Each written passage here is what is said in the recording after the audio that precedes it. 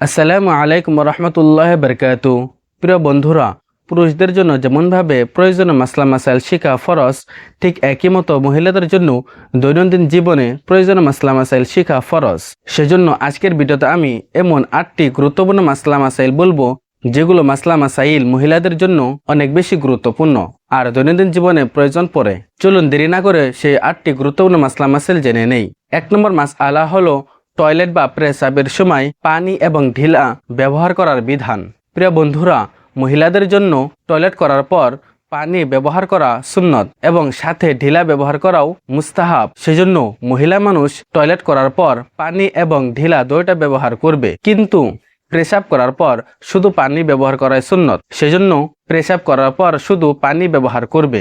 2 নম্বর মাসআলা হলো লিপস্টিক বা নেল পলিশের অবস্থায় ওযুর বিধান।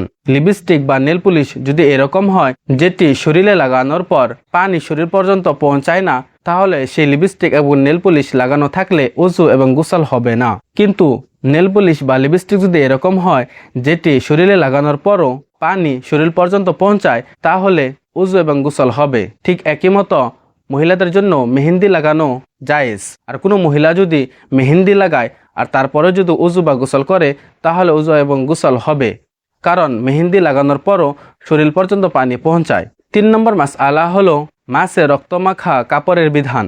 মহিলা মানুষ যেহেতু বাসায় কাজ করে, তো অনেক সময় মাছ কাটতে হয়, আর মাছ কাটার সময় শরীরে রক্ত লাগে।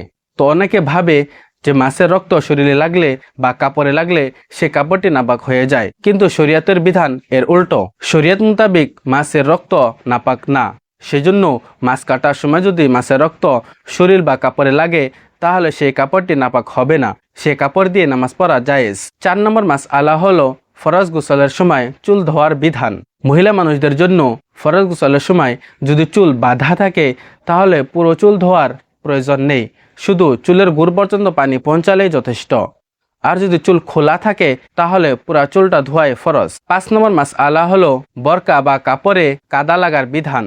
মহিলা মানুষদের জন্য যেহেতু কাপড় পরা তখন নিচ পর্যন্ত ফরজ, সেজন্য বৃষ্টির দিনে অনেক সময় রাস্তায় বের হলে কাপড় বা বরকাতে কাদা লাগে। তো অনেক মানুষ এরকম ভাবে যে বরকা বা কাপড়ে কাদা লাগলে সে কাপড়টি নাপাক হয়ে যায়, কিন্তু শরীয়ত মোতাবেক কাদা কোনো নাপাক বস্তু নয়। সেজন্য কাদা যদি বরকা বা কাপড়ে লাগে, তাহলে ওই কাপড় বা বরকা নাপাক হবে না।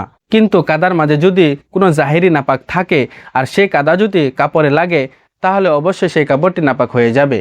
6 নম্বর মাসআলা হলো শিশু বাচ্চাকে দুধ পান করানোর বিধান। শিশু বাচ্চাকে দুধ পান করালে ওযু ভাঙ্গে না, কিন্তু নামাজ পড়ার সময় যদি কোনো শিশু দুধ পান করে নেয়, তাহলে অবশ্যই সেই নামাজটি ভেঙে যাবে। 7 নম্বর মাসআলা হলো শিশু বাচ্চার বমির বিধান। শিশু বাচ্চা যদি মুখ ভরে বমি করে, তাহলে ওই বমি নাপাক, আর ওই বমি যদি কোনো কাপড় বা শরীরে লাগে, তাহলে সেই কাপড়টিও নাপাক হয়ে যাবে। তো চলুন এবার আমরা শেষের 8 নম্বর মাসআলাটি জেনে নেই। 8 নম্বর মাসআলা হলো নাকফুলের বিধান। কোনো মহিলা যদি নাকফুল পরে এবং নাকফুল পরা থাকা অবস্থায় যদি ওযু বা গোসল করে, তাহলে সেই নাকফুলের ছিদ্রয় পানি পৌঁছানো প্রয়োজন। সেজন্য ওযু এবং গোসল করার সময় নাকফুলটি লাড়াচাড়া দিয়ে নাকফুলের ছিদ্রতে পানি পৌঁছানো জরুরি। এই ছিল 8টি গুরুত্বপূর্ণ মাসলা মাসাইল যেগুলো দৈনন্দিন জীবনে প্রয়োজন পড়ে। আর আপনারা যদি এরকম আরো ভিডিও দেখতে চান, তাহলে চ্যানেলটি সাবস্ক্রাইব করে আমাদের সাথে থাকুন। আসসালামু আলাইকুম।